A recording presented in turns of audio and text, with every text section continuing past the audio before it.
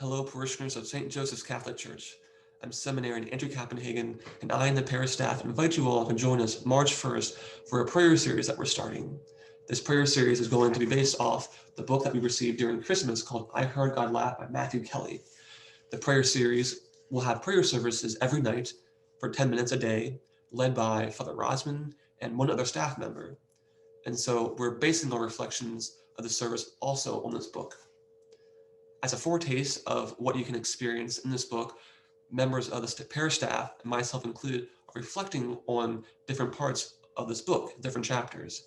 Before I get into my chapter, which is called The God Who Gave Us Laughter, I'd like to say how this prayer series is for those who are yet to feel more comfortable with prayer, who aren't comfortable going beyond the written prayers, or in general, just want to deepen their own prayer life. And we have extra free copies of this book in the church while supplies last.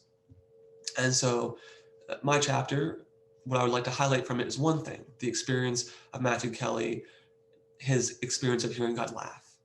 And so he describes God's laughter as something more than just normal human laughter. He describes it as something like the sound of the smile of a newborn child, the sound of a bird flying high in the sky, the sound of a fresh beginning, a new start of the morning breeze. And so it is also like the sound of the love of the greatest Father one could ever imagine.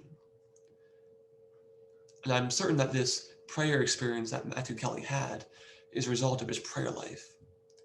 Up to this point in his prayer life, he was growing from 10 minutes of personal prayer every day to a point in which now he has a deeper understanding and love for God's will for him in his life. And so this allowed him to be attuned to God's heart. His experience of God's love grew, and he was blessed with this experience of hearing God laugh. And so, brothers and sisters, I think we can do something similar. We can grow in our prayer life and experience such great things, such great experiences of God's love. And as we ask ourselves the question that the author encourages us to, which is, God, what do you want me to do today? What do you want me to do this week with my life in general? We can come to God and ask him for greater understanding and greater love for his will for us. And by this, we can come to encounter and receive the love that God wants to give us, to let ourselves love God more as we want to, as we know that we want to. God fully loves us, and we want to fully love God. And so by doing this, we can live the life that God calls us to, the life of full joy, of full peace, the lasting peace and lasting joy that God wants to have with himself.